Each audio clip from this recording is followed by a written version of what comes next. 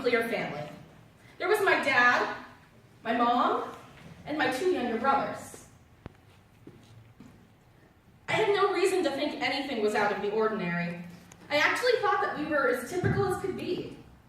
I saw some kids only had one mom or divorced parents. As I grew older, I saw other kids who had more than one mom or kids who were raised by just one dad. Some have 2 dads. Some have step-parents, some have foster parents. Some are raised by grandparents, aunts, uncles, and siblings. What struck me was that families can change. I adjusted when my parents divorced. I adjusted when my parents remarried.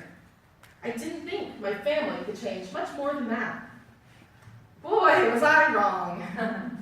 Last August, I found I was eligible for a research study through 23andMe, a DNA analysis company.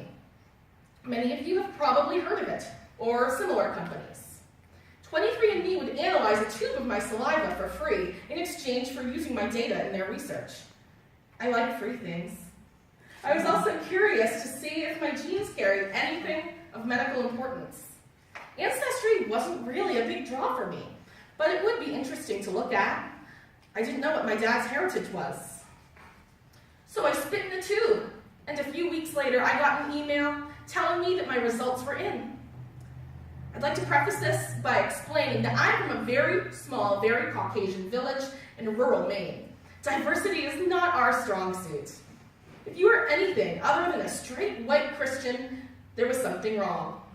That's the first thing that came to my mind when my ancestry claimed I was 50% Ashkenazi Jewish. It was statistically impossible. Maine's Jewish population is less than 1%, and most of the Jewish population do not live in rural villages like South Bristol. I tried to laugh it off. I thought that there had been a mistake. I emailed 23andMe to tell them so. My mom and I joked about it, but she seemed to accept that my medical information was correct.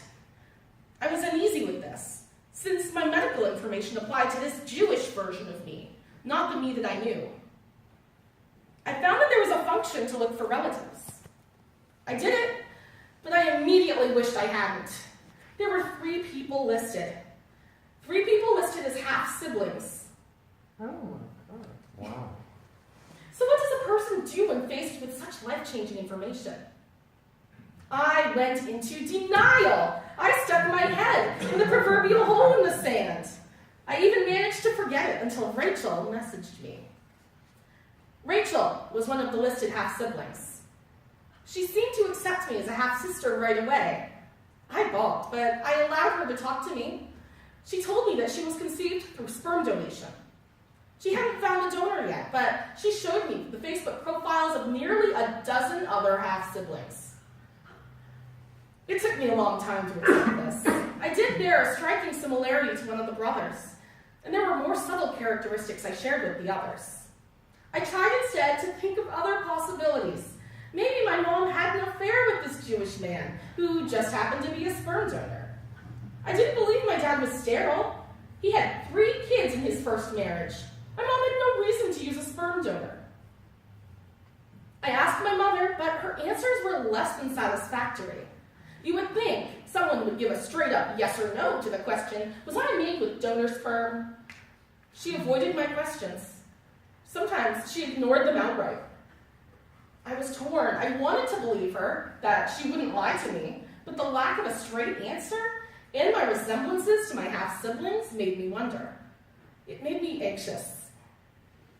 Rachel found a donor not long after first messaging me. The sperm donor was a man named Peter. He was a theater director, of all things. That hit hard, as I adore theater and have participated in local productions throughout my life. And though I favor my mom in looks, there were pieces of Peter that I knew were in me. We had the same smile. We had the same eyes. I didn't contact him at first. I still held out hope that my mom wasn't hiding anything. At the same time, though, I felt a little jealous as Rachel and then twin sisters Alana and Bridget met him.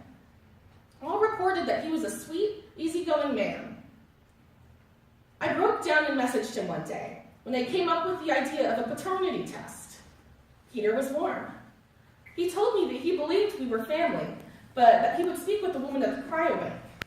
She had a DNA sample and could compare it to mine.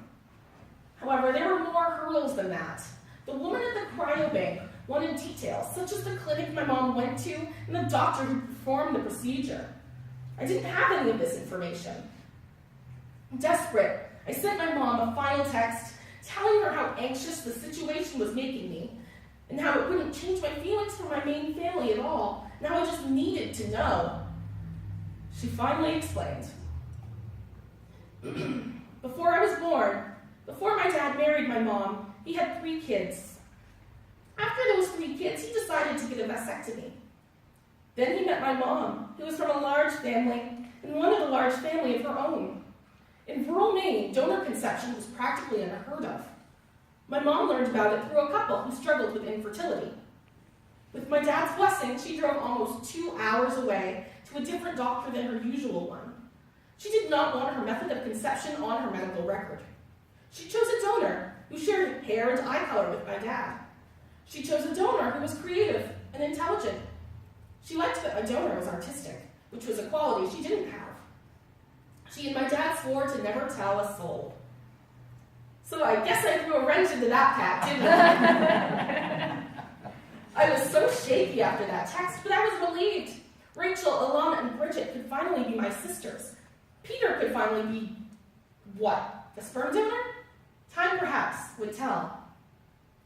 We started talking in earnest. I could finally let myself get attached to all these people. I was scared to before, scared that I would find out that we weren't related. I was overjoyed to have these new people in my life. A couple weeks later, my husband and I drove to California, where Peter and many of my siblings live. I met Peter on Thanksgiving Day. It was beautiful. I felt a true connection to him. Finally looking into his eyes was eerie. I never realized before that my eyes never looked just like my mom's or my dad's. Looking into Peter's eyes was like looking at my own in a mirror. I met Rachel, Alana, and another sister named Courtney the next day. We clicked instantly. I'd never had sisters before. My dad had a daughter from his first marriage, but we weren't terribly close. Now I had a surplus of sisters. I also met my new grandmother, who is almost 92 years old now. She is full of sass, and I can only hope to do half as well as she does at her age. I met new extended family as well. My new Uncle David is the artistic director at a professional theater. I guess the theater gene is strong. I also met new aunts and cousins. There is a strong current of creativity that flows through this blood. I'd never known anyone else in my family to have such a love of the arts, and I'd always accepted that it must be a mutation. Instead, now I have Rachel, who plays bass in a pretty legit band. Alana can create beautiful art. Bridget was a dancer. Michaela is an extremely talented singer who enjoys musical theater as much as I do. Jeremy is a pretty witty comedian, though, as his sister, I will never tell him how funny he is. Noah is full of ideas for potential businesses. Lane is a writer. Adam is a film critic. Griffin writes scripts. And to think, just a month before, I had no reason to believe these family members existed at all. I guess my own creativity does have a place. It makes you wonder about the genetics of creativity. As a donor kid, I'm in a pretty unique situation. 2 of the questions I'm usually always asked is, so what do you consider these people to be? Or what do you call your donor? You're not going to get the same answer from any 2 donor kids. Heck, even among my new siblings, the answer varies. For us, the line around our family is no longer so clear-cut. It begs the question, what is a family? Can you love this many people as family? How will it make your original family feel? Believe it or not, these questions aren't unique to donor kids. You might experience them when you get married and find yourself swimming in in-laws. You might experience them when a parent remarries and you suddenly have a step-parent or step-siblings. Maybe you're the one who remarries and gains step-children. There's fostering, adoption, or even just friendship so close that you consider them family. My answer is simple. It's up to you. Family is what you make of it, and what others make of it. It's not uncommon for donor kids to want nothing to do with their donor. And you know what? That's okay. Family is an individual's choice. That's not to say the choice is easy. There has been conflict, with my original family over this revelation. The outing of a 26-year-old secret created a lot of confusion and hurt. Was the secret mine or my mother's?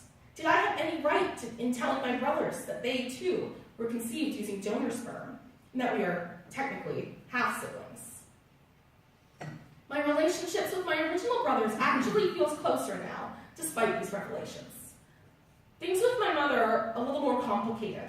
I know she still feels resentment toward me over this. However, I'm not mad at her for keeping the secret. I understand why she did what she did, but it's in my own hands now. I'm proud and happy of my newfound family. After all, love is not a zero-sum game, and the heart grows with each new person we love. Teresa, Jeremy, Jamie, Melanie, Margaret, Michaela, Lane, Adam, Noah, Rachel, Bridget, Alana, Jonathan, Griffin, Jackie, Brittany, Michael, Courtney, Ty, Dexter, Natalie, Sydney. Peter has 22 identified children, 22 unique stories of family.